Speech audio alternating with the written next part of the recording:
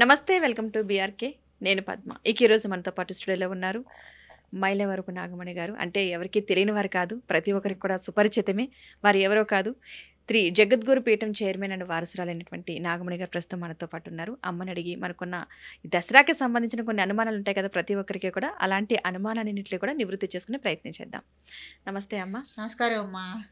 అమ్మ, చాలామంది జమ్మి పూజ చేస్తూ ఉంటారు. జమ్మి చెట్టుకి అసలు అది ఎందుకు చేస్తారన్నది తెలియదు, అందరూ ఫాలో అవుతున్నారు కాబట్టి చేసేస్తూ ఉంటారు. అవునవును, అసలు ఎందుకు చేస్తారు, ఎలా చేయాలి, చేస్తే ఎలాంటి ఫలితాలు ఉంటాయి? చాలా మంచి ప్రశ్న. ఇది మనం దసరాల్లో విజయదశమి రోజున మనం ఆచరిస్తాము. ఈ జమ్మి పూజ ప్రతి సంవత్సరం మనం చేయటానికి కూడా టైమింగ్ అనేది ఒకటి ఉంది. ఒక ముహూర్త నిర్ణయం అనేది ముందుగానే జ్యోతిష్య పండితులు చేస్తారు. ఈ సంవత్సరం అయితే మనకి 1:53 నుంచి 2:23 దాకా అట్లా మనకి ముహూర్త నిర్ణయం అనేది ప్రత్యేకించి ఒక సమయం ఉంటుంది. ఉంటుంది. అంటే ఏ సంవత్సరానికి ఆ సంవత్సరమే మారిపోతుంది.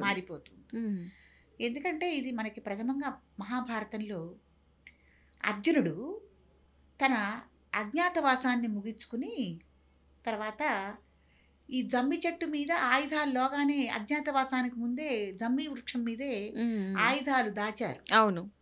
ఎప్పుడు మనం వాళ్ళు విరాట్ రాజు దగ్గర అజ్ఞాతవాసం చేశారు. అక్కడికి రాజ్యంలో వెళ్ళేటప్పుడు అజ్ఞాతవాసం, అప్పుడు ఆ అజ్ఞాతవాసానికి ముందే వాళ్ళు ఏం చేస్తారంటే పొలిమేరలో వాళ్ళ దగ్గర ఆయుధాలు ఉన్నాయి. ఈ ఆయుధాలు చూసైనా గుర్తుపెట్టేస్తారు. ఎందుకంటే తెలిసిపోతుంది ప్రతి ఒక్కళ్ళదే వాళ్ళ 5గురిలో ఆయుధాలు అనేవి చాలా పవిత్రమైనవి. ఎవరో ఒక దేవతలు వాళ్ళకి ఇచ్చినవి. ఆయుధాలు చూసైనా గుర్తుపెట్టేస్తారు కదా.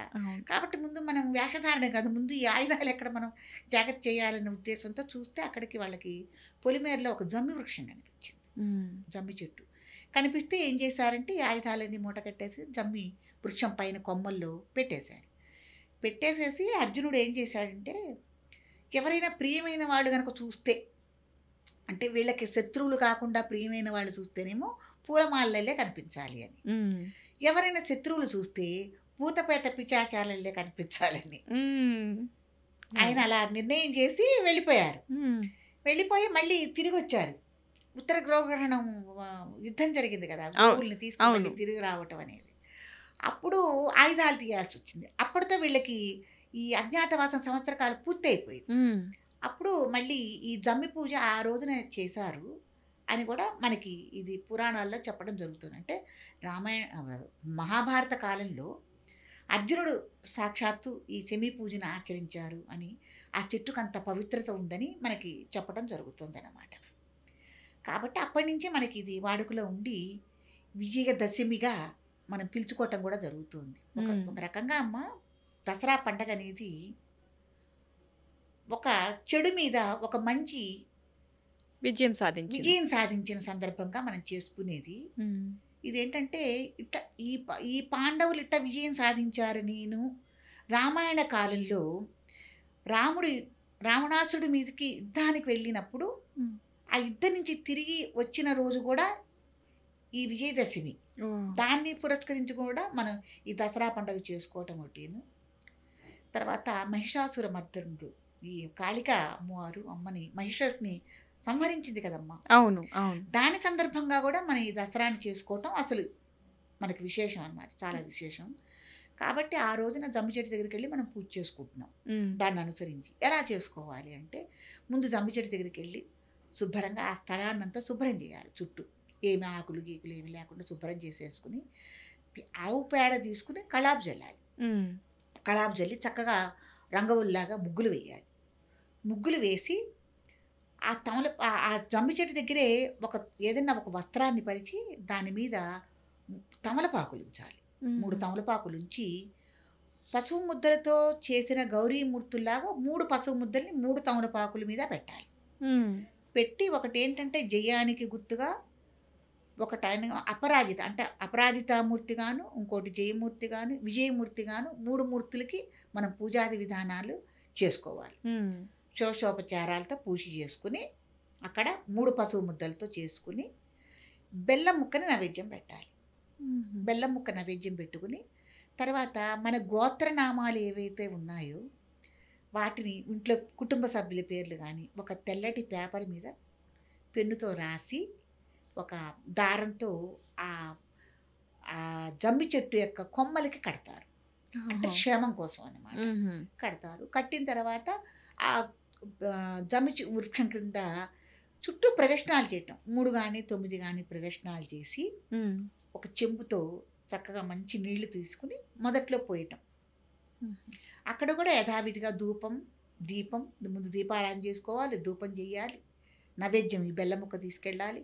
లేదు విశేషంగా ఏదైనా మీరు పులిహార కానీ గుగ్గిళ్ళు లాంటివి కానీ ఏదన్నా మీరు ప్రసాదం తయారు చేసుకుని ఇంటి నుంచి తీసుకుని వెళ్తే కనుక అది కూడా నైవేద్యం పెట్టడం. తర్వాత చెట్టు మొదలు ఏదైతే ఉంటుందో వృక్షానికి దానికి మనం పసుపు రాచి బొట్టు పెట్టడం. పసుపు రాచి బొట్టు కూడా పెట్టాలి. పెట్టి 9 కానీ 3 కానీ మీ శక్తి కొద్దీ ప్రదక్షిణాలు చేసి జమ్మి చెట్టు యొక్క శ్లోకాన్ని చదువుకుంటూ జమ్మి చెట్టు కూడా మహావృక్షం అమ్మ. ఇప్పుడు మనం కరుంగుమాల అని ధరిస్తున్నారు కదా. అవును. జమ్మి చెట్టు యొక్క కాండంతో తయారు చేసిన దాన్ని బాగా కొన్ని వందల సంవత్సరాలు జమ్మి చెట్టు ఉండగా దాంట్లో ఒక చావ అనేది ఏర్పడుతుంది నల్లగా. ఏర్పడితే ఆ జమ్మి చెట్టు కొన్నాళ్ళకి అది దాన్ని అదే పోతుంది, చనిపోవటం అనేది జరుగుతుంది. అప్పుడు దాన్ని కాండాన్ని తీసుకుని మనకి చిన్న చిన్న పూసలుగా తయారు చేసి ఇప్పుడు మనకి ఆ కరుంగుమాల అని అమ్ముతున్నారు. ఇప్పుడు చాలా ప్రాచుర్యంలోకి వచ్చింది. అదేనమాట. తర్వాత జమ్మి చెట్టు యొక్క ఆ కొమ్మల్లోంచి వచ్చిన భాగమే గట్టి భాగం కదా. అవును. అర్జునుడు యొక్క గాంధీవం అని కూడా అంటారు. బాణాన్ని కూడా దాంతోనే, బాణాలు కదా గాంధీవం దాంతోనే తయారు చేశాడు, బాణాలు కూడా దాంతోనే తయారు చేశారని అని అంటారు. అందుకని ఆ జమ్మి చెట్టుకి అంత శక్తి పవర్ ఉందన్నమాట. దేవతా వృక్షాల్లో ఈ పల్వాల్లో కూడా మనం పంచపల్వాలు కొన్ని చెప్పాము, వాటిల్లో కూడా ఆ జమ్మికి చాలా విశేషం ఉంది. జమ్మి అంటే బంగారం అని కూడా అర్థము. కాబట్టి ఈ పూజ అంతా అయిన తర్వాత ఏం చేస్తారంటే పెద్దవాళ్ళు ఆ జమ్మి ఆకుల్ని కొన్ని ఇంటికి తీసుకుని వస్తారు. తీసుకొచ్చి ఈ చిన్నవాళ్ళు ఎవరైతే ఉన్నారో వాళ్ళకి బంగారంతో సమానమని ఆశీర్వచనంగా ఈ జమ్మి ఆకులు ఇవ్వటం జరుగుతుంది. ఇస్తే చిన్నవాళ్ళు వాటిని పుచ్చుకుని పెద్దవాళ్ళ పాదాలకు నమస్కారం చేసి ఆశీస్సులు తీసుకోవటం కూడా జరుగుతుంది. కాబట్టి జమ్మి పూజ అనేది మనం నియమంగా ఆ టైము ముహూర్తం చూసుకుని చేయటం జరుగుతుంది. చాలా విశేషంగా దేవాలయాల్లో కానీ కొన్ని చోట్ల చాలా మహత్తరంగా అద్భుతంగా ఈ పండగను నిర్వహిస్తారు. అవును. గుంపులుగా వెళ్ళి కుటుంబ సభ్యులుగా వెళ్ళి చక్కగా అసలు ఒక ప్రత్యేకమైన పండగ ఆ విజయదశమి రోజున చాలా అద్భుతంగా ఉంటుందండి. ఓకే. అంటే ఫలితాలను ఏ విధంగా చూడొచ్చు? అంటే ఎలాంటి ఫలితాలు మనకు వస్తాయి? విజయం సాధిస్తారమ్మా, విజయం సాధిస్తారు. తర్వాత విజయదశమి రోజునే మనం కొన్ని ఏదైనా ఒక ముఖ్యమైన కార్యక్రమాలు మొదలు పెడతాం. అవును. ఏంటంటే ఏదైనా పెద్ద స్థితిలో ఒక సినీ ఫీల్డ్లోనే ఉన్నారనుకోండి, ఏదైనా ఒక కొత్త సినిమా తీయాలని కానీ ఇండస్ట్రీల పరంగా ఏదైనా కొత్త వ్యాపారాలు ఇండస్ట్రీలు స్థాపించాలన్నా శంకుస్థాపన చేయాలి. ఒక పథకం అన్నమాట. ఏదన్నా అభివృద్ధి గురించి వ్యాపారం మొదలు పెట్టడం పనులు అనేవి ఉంటాయి కదా, అది ఈ రోజున చేస్తే విజయం పొందుతుంది. కాబట్టి జమ్మి చెట్టుకు కూడా మనం పూజ చేసుకుని చేయటం వల్ల విజయం అనేది లభిస్తుంది అని మనం చెప్పుకోవటం జరుగుతుంది. తర్వాత ఈ విజయదశమి రోజునే మనం కొన్ని చేసుకునే పూజలు ఉన్నాయి. ఆయుధ పూజ. ఎందుకంటే జమ్మి వృక్షం మీద నుంచి ఆయన యొక్క ఆయుధాలు అర్జునుడు తీసి ఈ రోజునే వాటిని శుద్ధి చేసి పూజ చేసి వాడటం అనేది జరిగింది. కాబట్టి ఎవరైతే మీకు ముఖ్యమైన ఆయుధాలు ఉన్నాయనుకోండి, ఇప్పుడు మీరు వృత్తిపరంగా ఉన్నారు, వృత్తిలో మీకు కొన్ని ఆయుధాలు ఉంటాయి, అవి మీకు పరికరమే కావచ్చు, అది కూడా ఒక ఆయుధం కిందే వస్తుంది. ఇప్పుడు టైలరింగ్ వృత్తిలో ఉన్నారు కొంతమంది, వాళ్ళకి మిషనే, కుట్టు మిషన్ కదా. అలా కొన్ని మనం చూసుకుని మీకు వృత్తికి మీ భుక్తికి ఏవైతే మీకు ఉపయోగపడుతున్నాయో అవి ఆయుధాలు వాటిని శుభ్రంగా తుడిచి నీట్గా కొద్దిగా చిటికెడు పసుపు ఇట్లా రాసి కుంకుమ బొట్టు పెట్టి దానికి కూడా ధూపం వేసి, అంటే ధూపం వేయటం వల్ల పవిత్రత వేసి దానికి కూడా ఒక బెల్లం ముక్క లాంటిది నైవేద్యం పెట్టి హారతి ఇచ్చుకోవటం అనేది మంచి పద్ధతి, ఆయుధ పూజ అంటారు.